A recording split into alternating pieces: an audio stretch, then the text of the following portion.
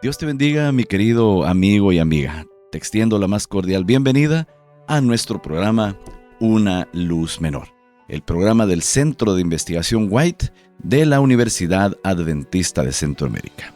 Una vez más, para mí es un placer venir acá a los estudios de Radio Lira para poder comunicarles distintas investigaciones, algunas temáticas que puedan ser de interés para cada uno de ustedes. En esta ocasión quiero compartir contigo una continuación de la temática que comencé la semana anterior referente a la conversión de Elena White, que como te decía, Elena White es una figura literaria prominente a nivel mundial. Es una figura de redacción religiosa. Es una dama del siglo XIX, inicios del siglo XX, que ha transformado la visión de muchas personas que han leído sus escritos y han encontrado una mejor explicación de la Biblia, han encontrado más lindo al Señor Jesucristo, han encontrado una mejor forma de visualizar y vivir la vida cristiana. Entonces, mi querido hermano y hermana, hoy quiero compartirte alguna semblanza sobre su etapa como adolescente, en su juventud temprana, y por eso quiero comentarte pues acerca de la década de 1840. En esos años, fíjate, ella todavía no había llegado a la mayoría de edad. Ella no había resuelto también algunos temores que llenaban su corazón. Recuérdate que ella, obviamente, por ir a la iglesia, dependía de los predicadores que escuchaba en la iglesia metodista. Entonces, ella, a raíz de lo que se le comunicaba domingo tras domingo, no había resuelto los temores que llenaban su corazón, temores relacionados con Dios, con la seguridad de su salvación. Y entonces tenía una profunda preocupación, y eso es interesante porque a veces nuestros adolescentes suelen estar ocupados en otras cosas, ¿verdad? Bueno, al menos los adolescentes de la modernidad. Pero en aquella época, en la, mediados del siglo XIX, en la época victoriana, las personas no tenían las mismas ocupaciones que hoy en día. Pero igualmente, la adolescencia siempre ha sido una etapa muy crítica en el ser humano. Y aquí ella está pasando por una crisis, pero más que todo de comprender a Dios. Ella está tratando de entender a Dios porque se le ha dado la idea de un Dios severo. Un Dios que castiga, un Dios que manda a la gente al infierno. En fin, ella está sumamente preocupada, desanimada, desesperada y por momentos deprimida. Afortunadamente, en esa adolescencia, Dios también se manifestó y le estaba dando un anticipo de lo que vendría más adelante. Así entonces se le dieron dos sueños que la reconfortaron, por un momento la preocuparon, pero también le dieron una mejor vislumbre de Dios. El primer sueño, te cuento aquí básicamente lo principal del mismo. Ella vio gente subiendo a una plataforma. Había una columna central con un cordero que estaba herido y sangrando. La gente venía hacia adelante confesando sus pecados. De repente, escuchó una trompeta, la cual sonó e inmediatamente toda la gente desapareció. Solo se quedó ella atrás. Cuando ella despertó de este sueño, estaba en una gran agonía mental, segura que su condenación era real. Ella interpretó el sueño como una situación de me voy a quedar sola, me voy a perder, todos se van a ir. Ella se sintió desamparada y que el Espíritu de Dios se había alejado para no volver jamás. Muy probablemente esto está hablando de su experiencia, a cómo ella se había sentido hasta ese momento, totalmente desolada, que veía un Dios distante, como que nunca alcanzaría a satisfacer a ese Dios. El segundo sueño, se le preguntó si le gustaría ver a Jesús. Al llegar a una sala, ella lo vio. No había manera de confundir ese hermoso rostro. Ella vio a Jesús en ese sueño. La expresión de benevolencia y de majestad no podría pertenecer a ninguna otra persona más que al Señor Jesús. A medida que su mirada se posaba sobre ella, o sea, la mirada de Jesús se posaba sobre ella, ella supo de inmediato que Jesús estaba familiarizado con todas las circunstancias de su vida y con todos sus pensamientos y sentimientos. Por eso dice la Biblia, yo conozco tus obras. El Señor Jesucristo conoce bien a todos y cada uno de los seres humanos. Y aquí está diciendo Elena White que ella, cuando vio su mirada, imagínate qué privilegio, ¿no? En un sueño, ver que Jesús te está viendo y que con su mirada te está diciendo que conoce todo acerca de ti. ¡Qué tremendo sueño! Ella dice, traté de protegerme de su mirada, sintiéndome incapaz de soportar sus ojos escudriñadores. Pero él se acercó a mí con una sonrisa y poniéndome su mano sobre mi cabeza, me dijo, no temas. El sonido de su dulce voz llenó mi corazón, dice Elena White. Llenó mi corazón de felicidad que nunca había experimentado. Estaba demasiado alegre como para pronunciar una sola palabra, pero abrumada por la emoción, caí postrada a sus pies. Mi querido amigo y amiga, esta es la experiencia de una adolescente que está recibiendo un par de sueños que la ponen a pensar en un Dios de una manera, en el Dios que se le había mostrado, pero también en una solución en cuanto a esa crisis que había generado el Dios que le habían presentado, un Dios severo que mandaba gente al infierno, que ella tal vez nunca podría satisfacer los deseos de ese Dios. Pero ahora ese Dios se le aparece en la persona de Jesucristo y le dice, no temas, yo estoy contigo aquí, tranquila, le sonríe. No, pues ella está sumamente feliz. Ella ahora cambia.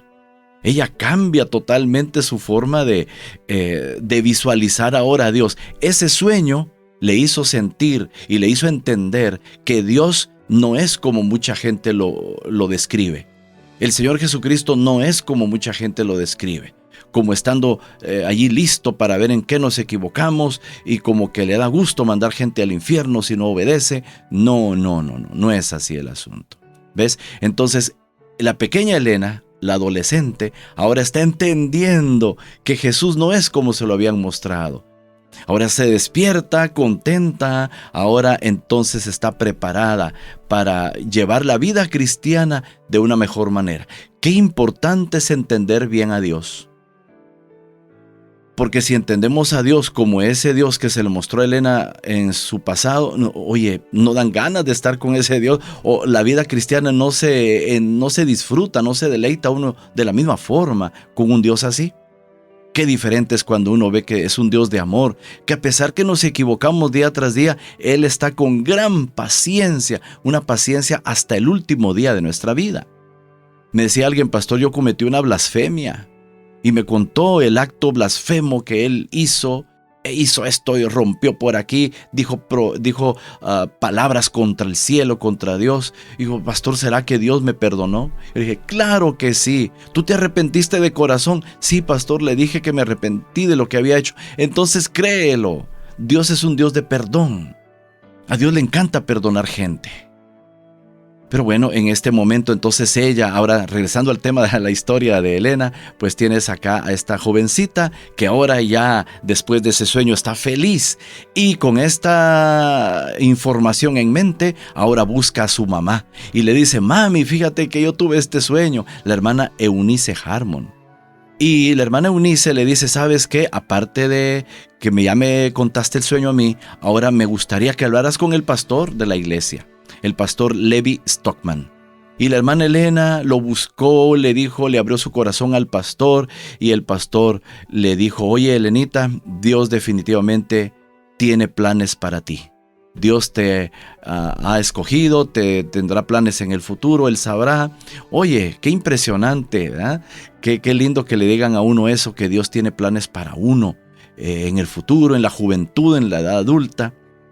Así que Elena poco después asistió a una reunión en casa de su tío, donde encontró valor para orar en voz alta. ¿Qué te parece que Elena era una dama tan tímida, pero tan tímida, que hasta hablar en voz alta en un pequeño público le aterraba? Sumamente tímida, sumamente introvertida. Entonces, fíjate, fue durante esta oración que ella experimentó la segunda bendición. Tan grande fue su emoción que no pudo volver a su casa, hasta el día siguiente. Fíjate, estaba tan emocionada que se quedó allí y se fue hasta el otro día. 6 meses después de esto, en 1843, ella no descuidó ningún deber que ella consideraba que le competía. ¿Te das cuenta? Ella estaba ahora motivada. Los seres humanos necesitamos esa motivación. ¿Por qué no hacemos muchas cosas? Porque no tenemos la debida motivación. Necesitamos encontrar esa motivación en Dios, en su palabra, en algún mensaje que escuchamos desde un púlpito que nos anima a cumplir con nuestra misión. Entonces ella compartió su testimonio en 2 ocasiones. Una vez en la Sala Beethoven en Portland y de nuevo en la Capilla Cristiana. Como resultado, muchos entregaron sus corazones al Señor. ¿Qué te parece? El testimonio de una muchacha, de una jovencita, ya empieza a generar deseos de personas de entregarse al Señor Jesucristo, y lo hicieron. Los testimonios son muy importantes en la iglesia, porque los testimonios llenan de fe a otros que dicen, oye, si le pasó a la hermana, si Dios ayudó de tal forma al hermano, oye, mira, si el hermano hizo lo que hizo y mira cómo está de cambiado, transformado, lo puede ser en mí también. O sea, los testimonios son descripciones de la vida real, de cómo Dios opera en personas que conocemos en la actualidad. Ya no solamente por lo que la Biblia dice de hace miles de años, sino lo que estamos viendo hoy en día. Así que esos testimonios son sumamente valiosos y por eso es tan importante asistir a la iglesia para escucharlos y beneficiarnos con lo que otros hermanos testifican. De ahí en adelante, el tema favorito de Elena Harmon fue el amor paterno de Dios. El amor de Dios. Y esto lo expresó en 1843, imagínate desde esa fecha. Ella también en sus libros enseñó que ese era su tema favorito. O sea, de allí en adelante, por el resto de su vida, el tema preferido de ella, el amor paternal de Dios. La expiación de Cristo no fue la causa del amor de Dios, sino el resultado de ese amor. Jesús murió porque Dios amaba y ama mucho a este mundo, aún cuando esté sumido en las profundidades del pecado. Todo el énfasis de Elena White en el gran conflicto está marcado o está enmarcado dentro del gran tema del amor de Dios. Así que es algo que tenemos que manejar siempre, todos los días, estar consciente que Dios nos ama, que Dios nos perdona cuando nos hayamos equivocado y que nos propondremos al siguiente día no pecar igual. Nos propondremos hacer las cosas de una mejor manera con su ayuda. O sea, ir como la luz de la aurora, ¿verdad? Que va en aumento, va en progreso hasta que el día es perfecto. Ella escribió sobre el tema del gran conflicto entre el bien y el mal en 1858, imagínate, desde mediados del siglo XIX, y así hasta el final de su vida. Ella publicó 3 series de libros, imagínate, 3 series de libros sobre ese tema. Es que es el gran marco de fondo, es el gran marco de fondo del Evangelio, de la obra de Jesucristo. Todo tiene un telón de fondo, el gran conflicto cósmico entre el bien y el mal.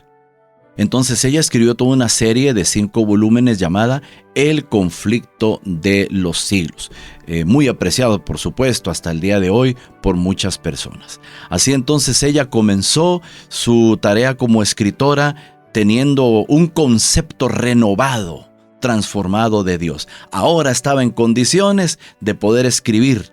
Ahora estaba en condiciones de poder testificar y predicar del verdadero Dios, no de ese Dios tergiversado que le habían pintado. Así que mi hermano, mi hermana, vamos a dejar por aquí nuestra descripción de la biografía de Elena White. Vamos allí por su adolescencia, los primeros años de su juventud. Así que espero que continúes con esta serie en los próximos programas. Por ahora, muchísimas gracias. Que el Señor quede contigo.